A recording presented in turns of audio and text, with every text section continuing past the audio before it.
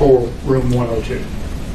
And by looking at the far right window, just to the right of that, what is the perpendicular structure coming up and down right by the end of the building? I guess I don't know what you're referring to. Okay. Are you talking about Yes, sir. this? Yes, sir. The drain pipe? Yes, sir. Just Okay. a drainage pipe? Correct. I'm doing that so that I can identify it in the next photograph. Okay. So Exhibit 24 is the window next to the drainage pipe. It shows both of them, though. Yes. And then Exhibit 25. This is going to be that window that you were referring to in the previous photograph, and you're going to be able to see some bullet defects in the glass in this window. And Exhibit 26. Again, it's a little bit closer angle, but you're going to be able to see bullet defects in the glass of that window. And how many defects do you see? Offhand, 3, 4. Okay. And now I'm going to show you an exhibit that's already been introduced into evidence.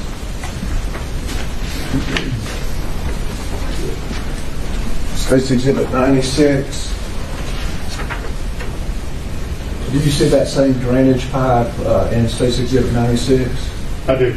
And would you come to the middle of the jury and just kind of on a pivot show where the drainage ditch is and where the drainage pipe? that drainage pipe, Okay. excuse me. So the drainage pipe is going to be right here. So the window, this window would be over in this direction from that drainage pipe. Okay. And these, were you there when the yellow tents were marked to pull up the casings that were at this same location in front of 102? I may or may not have been. I don't know. I did not mark those. But if you move to the left of those casings, would that be right in front of that window? Yes. And then showing you Exhibit 112 while you're still up here. Is that a set of exhibits that are then further south of Exhibit 96? Yes. This is going to be the same drainage pipe that we've been talking about in the previous photographs. It's just going to be a photograph taken from a little bit farther back. Of a second set of exhibits, is that correct? Correct. And from where this photograph is taken, or these exhibits 12 and 13, is there anything between exhibits 12 and 13 and the window that you've been showing us? The only thing I see are going to be some of these flag markers. Okay, but is there anything between these flag markers and the window? In other words, I'm talking about this black car. Oh, yes, there is a black car. There's this tree that is going to be in between that. So if you're standing somewhere to the left of exhibits 12 and 13, would the black car be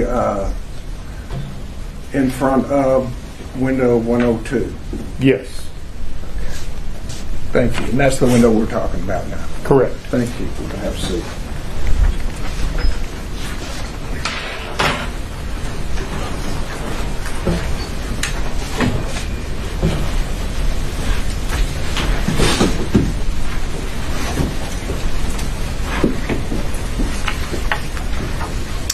And closing in,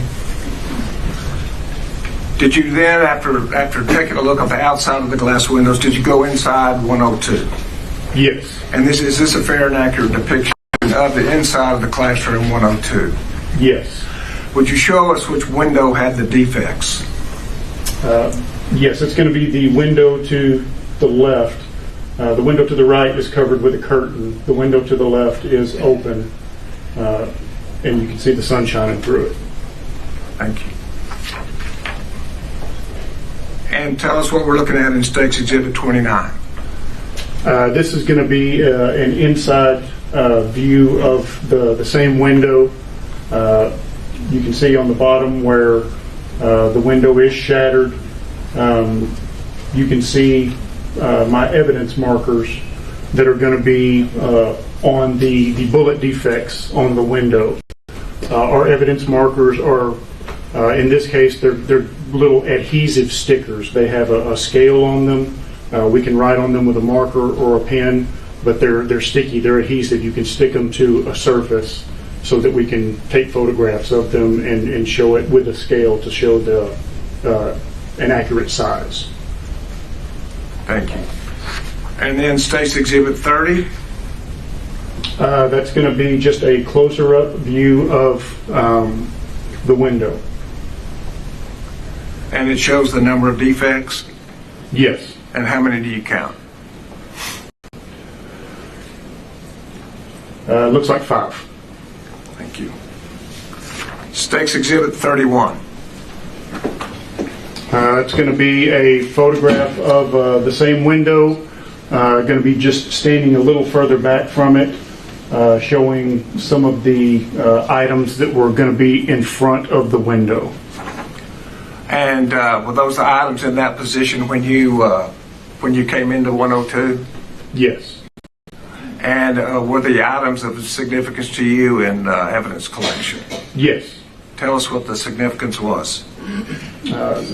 Some of these items, some of these books, you can see where bullets or bullet fragments passed through these books, creating a bullet defect. And specifically, is the book entitled Bill Cosby and then one behind it, The Bee? Yes. Showing you State's Exhibit 32, is that a close-up of those books? Yes. And could you tell us what we're looking at or why you took that photograph?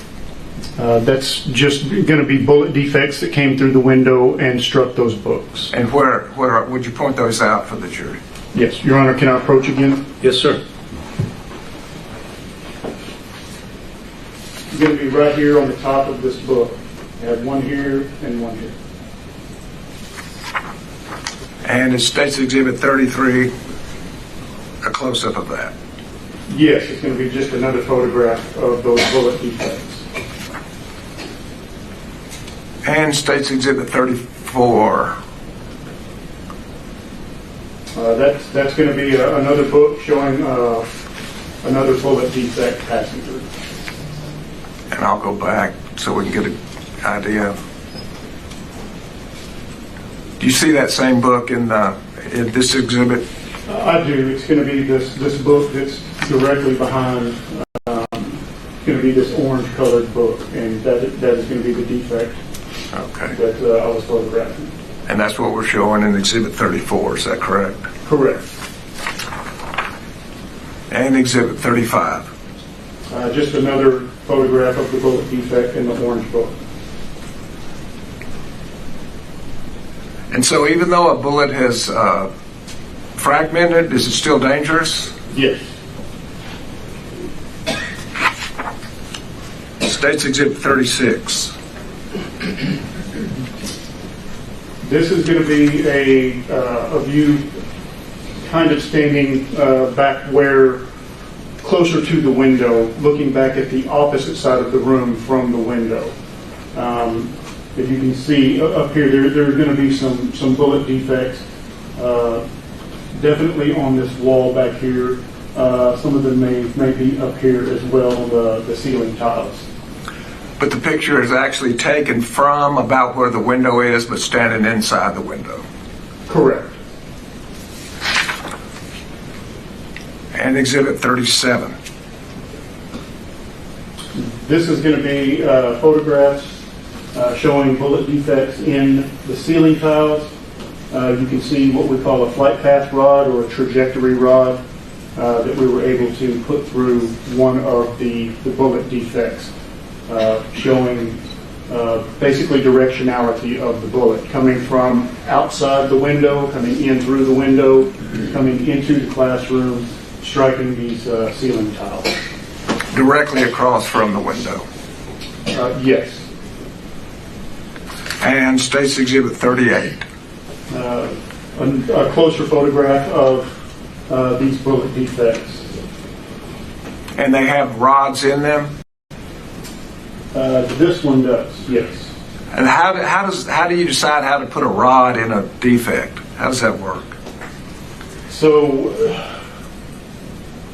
when a bullet passes through an object, obviously it will leave a hole if the object itself is usually like this, a ceiling tile. It's a foamy type of substance. For us to put a rod in, usually there's going to be either a corresponding defect on the opposite side, or the path is so pronounced in this surface itself that you're able to slide the rod through the hole and it'll stay put, showing the flight path or the trajectory of the bullet. Thank you. Exhibit 39. This is just going to be another bullet defect on the ceiling tiles, actually on the frame in between the ceiling tiles. And so you have defects in the ceiling and yet defects in books well below the ceiling. Is that correct? I'm sorry, say that again? You have defects in the ceiling as well as defects well below the ceiling in these books. Correct.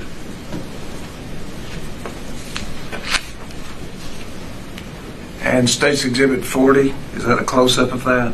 Yes. And is there directionality in State's Exhibit 40? Yes. Would you tell us about that? Yes, so it's going to be, you usually see a leading edge of a bullet defect, kind of showing where it comes in. This one did not perforate completely through. It came in, it kind of came into the surface, and this one particularly did not have enough energy to punch through this frame. So what it did was ricochet off. And so this fragment went somewhere else in the room. So once a bullet strikes an object, it doesn't necessarily stop. Correct. It could ricochet. Correct. So is that dangerous to anybody in that room? Yes. State's Exhibit 41. That's going to be just another photograph of that bullet defect. And Exhibit 42. That keeps bouncing me. This is going to be another bullet defect with a flight path rod in it.